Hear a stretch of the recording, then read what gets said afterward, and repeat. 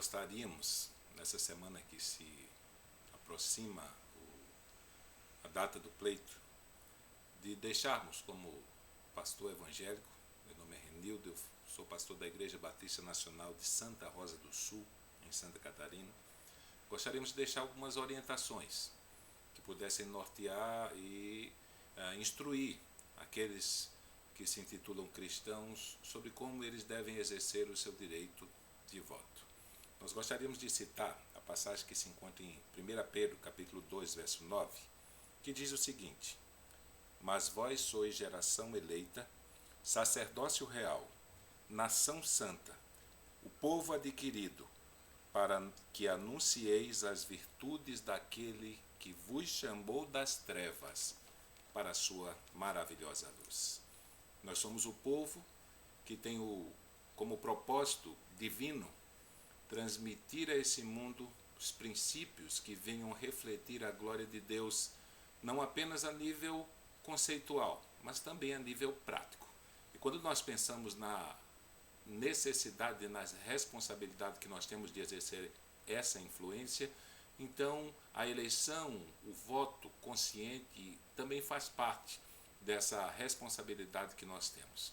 Nós queremos dar a nossa palavra de apreço ao pastor Piragini Júnior, que gravou um vídeo e que está circulando na internet, também dando orientações acerca de como nós, como cristãos, mais especificamente como cristãos protestantes, também considerando a ala católica que também está pensando da mesma forma, nós queríamos, nesse momento, dizer algumas questões que podem ponderar a nossa decisão ao exercermos o nosso direito de voto. Então, queríamos levantar algumas ponderações. Primeiro, devemos levar em consideração que o destino da nossa nação está ligado ao direito que nós temos de votar.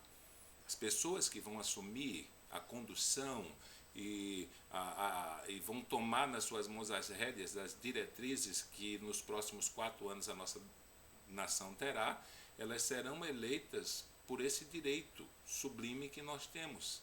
Na verdade, elas não vão estar lá porque elas querem. Elas vão estar lá porque o nosso voto as colocou lá. Então nós devemos levar em consideração que o destino da nossa nação, ela será estabelecido a partir do momento que nós exercermos o nosso direito. Segundo, devemos levar em consideração as propostas dos candidatos, em especial, no nosso caso, como povo protestante, no que diz respeito à postura para com as instituições religiosas. Nós temos visto em eleições passadas candidatos que 6 meses antes da eleição eram declaradamente antirreligiosos, véspera de eleição eles eram cristãos. Então, pessoas que combatiam ferreamente a postura evangélica, a postura protestante acerca de algumas coisas, próxima à eleição estavam frequentando cultos evangélicos e estavam se comportando como se fossem pessoas que sempre apoiaram a fé cristã. Então, nós devemos, como cristãos, como evangélicos, como protestantes, considerar a proposta dessas pessoas no que diz respeito à sua postura com relação às instituições religiosas, em especial a ala protestante. Devemos levar em consideração também a experiência administrativa e a capacidade técnica do candidato. Ele deve ter capacidade e competência de administrar crises. Então, quando nós pensamos na administração de um país tão grande, também devemos levar em consideração isso. Que candidato, pelo seu perfil, pela sua experiência de caminhada, tem mais competência para administrar o nosso país de forma mais segura, de forma mais tranquila. 4. Não acreditar em proposta de mudança rápida e grandiosa para um período de 4 anos de mandato. Então, candidato que promete demais não é digno da nossa confiança, porque é um curto período de tempo. 4 anos é muito pouco tempo para que as pessoas façam muitas coisas. Então, quem promete demais certamente não está levando em consideração aquilo que ele terá pela frente quando assumir. 5.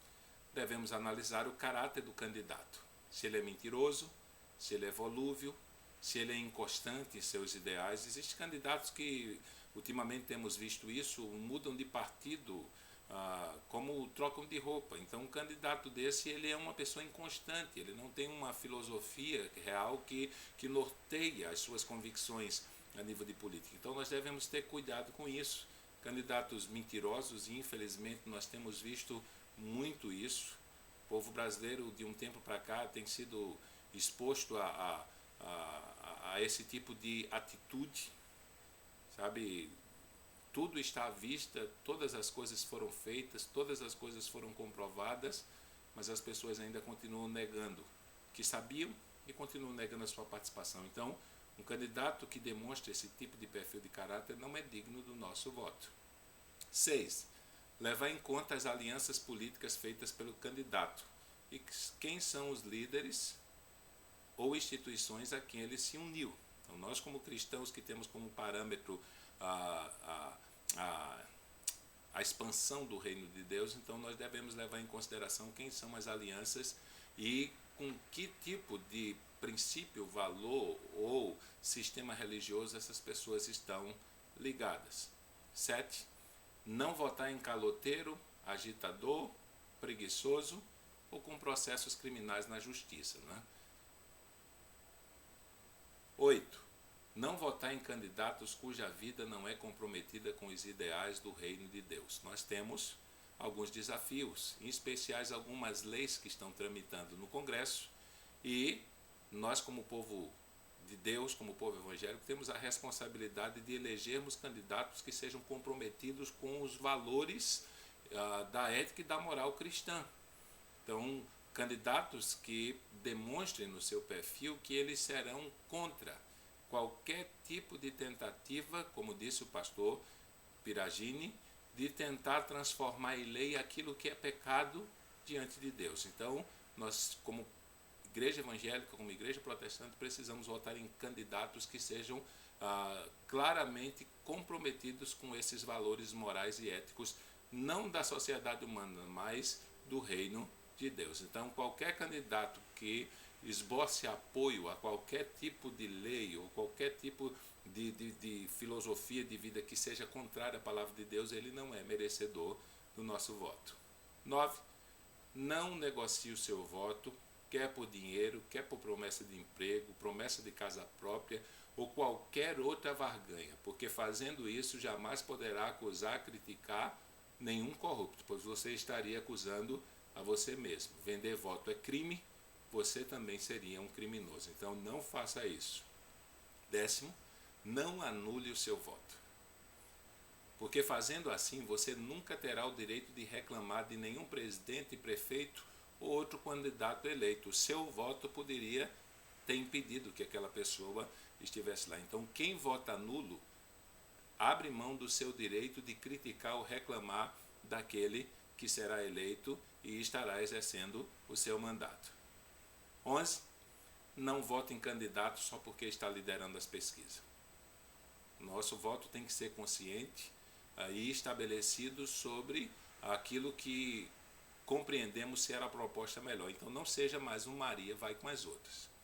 Ele está ganhando a pesquisa, eu ia votar no outro, mas o outro vai perder mesmo, então eu vou votar nesse. Então não faça isso. O voto é algo consciente. Você precisa expressar no seu voto as convicções que você tem daquilo que seria melhor para o nosso país, daquilo que seria melhor para o nosso povo. 12. E último, use o direito de voto para a glória de Deus. Então, veja se realmente aquelas pessoas que estão pedindo o seu voto, naquilo que elas prometem, naquilo que elas são, elas têm condições de fazer com que o nome de Deus seja glorificado no nosso país, não apenas nas leis que serão estabelecidas, não apenas na forma como os governantes irão governar, mas também na vida do povo da nossa nação. Então nós precisamos ter cuidado.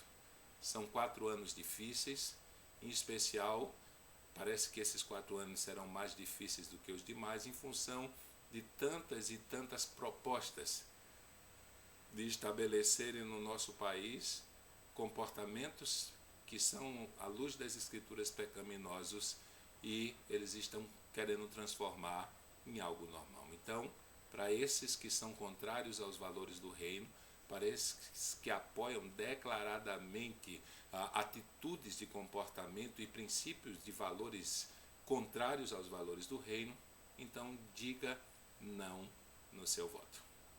Diga não no seu voto. Para essas pessoas, diga não. Então, esse é o nosso conselho. Gostaríamos de, talvez você, evangélico ou não, que ainda esteja em dúvida, pense nessas coisas. Pense nessas coisas e quando você for votar, vote consciente. Rejeite qualquer tipo de candidato, qualquer tipo de proposta que seja contrário aos valores e à ética do reino de Deus. Deus abençoe.